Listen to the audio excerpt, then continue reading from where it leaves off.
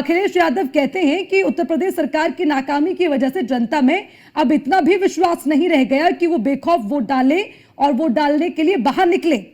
इसलिए इस विश्वास को उपजाने के लिए यह कवायद जारी की गई है। जनता सब समझती है क्योंकि जो किया जा रहा है वो लोकतंत्र में दलबल से नहीं जनबल से हमेशा से लोकतंत्र चलता रहेगा।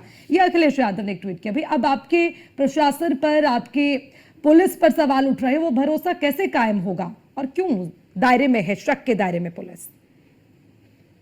अर्चना जी, मैं आज सुबह से जब से इनका बयान सुना है तो मुझे ये लगा कि अखिलेश यादव जी को लगता है दिन में सपने आने लगे हैं और उनको इसकी बीमारी लग गई है।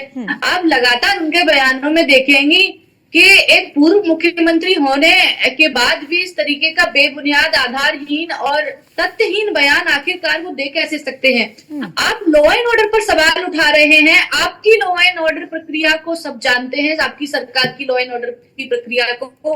आप एक पहचान पत्र को आप कह रहे हैं कि बुर्के को हटाकर पुलिस द्वारा चेक न किया जाए, तो आप मुझे एक बात बताइए कि फिर कौन चेक करेगा वहां पर? के जो बूथ एजेंट है वो अगर चेक नहीं करेंगे, निर्वाचन आयोग जिन्हें लोगों को जो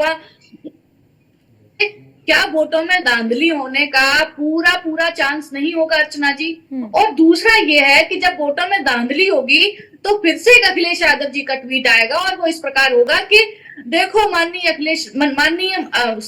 योगी आदित्यनाथ जी जिस प्रकार से लॉ एंड ऑर्डर की बातें करते हैं और उनसे ही लॉ एंड ऑर्डर मेंटेन नहीं हो रहा है। चुनाव आयोग फेल हो चुका है, निर्वाचन आयोग अपना कोई कार्य नहीं कर रहा है, तो ये भी ट्वीट फिर लगातार एक पर एक आएंगे। तो आखिरकार चित्त भी हमारी, पत्त भी हमारी, ये दोहरे चरित्र की राजनीति जो आप कर रहे हैं मुस्लिम कार्ड खेलने का। अर्चना जी, मेरा एक प्रश्न है, आप मुस्लिमों की राजनीति करने का दंभ भरते हैं तो करके मुस्लिम चेहरा मुझे बता दीजिए, मास लीडर जो आपकी पार्टी में हो।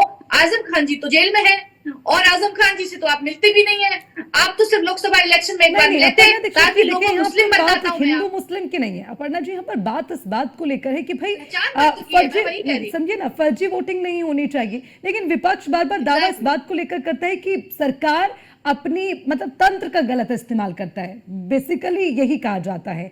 अब चुनाव आयोग हो, चाहे ईवीएम हो या सरकार हो, पुलिस प्रशासन हो, उस पर विपक्ष सवाल उठा रहा है। उसी पर मैंने आपसे सवाल पूछा कि भरोसा कायम कैसे होगा अगर विपक्ष ये कह रहा है कि पुलिस इस तरह से वोटर्स के साथ जबरदस्ती करती है या वोटिंग नहीं डालने दी जाती, महिलाओं को डरा दिया जाता है, मतदान केंद्र से वापस भेज दिया जाता है, इस तरह के तमाम आरोप।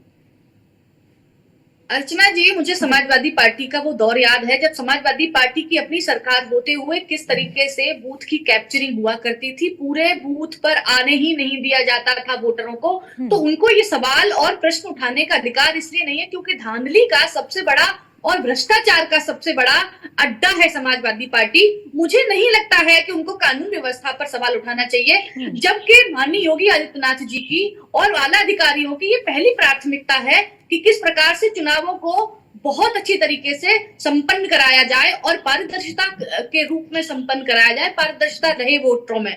लेकिन इस प्रकार की ये जो राजनीति है बयानबाजी वाली, मुझे ये आधारहीन लगती है अर्चना जी, क्योंकि आप बुर्के पर अगर पहचान ही नहीं कर पाओगे तो कैसे आप महिलाएं क्या डबल वोट नहीं डाल सकती क्या? और डबल वोट डालने का ये अधिकार क्या ये बूथ पर ये ठीक रहेगा? एक तरीके की परंपरा बनाने की जो आप कोशिश कर रहे हैं कि हम उनकी पहचान नहीं होने देंगे, तो आप तो ये बढ़ावा दे रहे हैं समाज में लॉ एंड ऑर्डर मेंटेन ना हो सके। तो आप लॉ एंड ऑर्डर मेंटेन नहीं होने देना चाहते हैं? अपनी मनमानी करने की जो आदत है माननीय अखिलेश यादव जी की, सवाल यही है राम कुमार जी।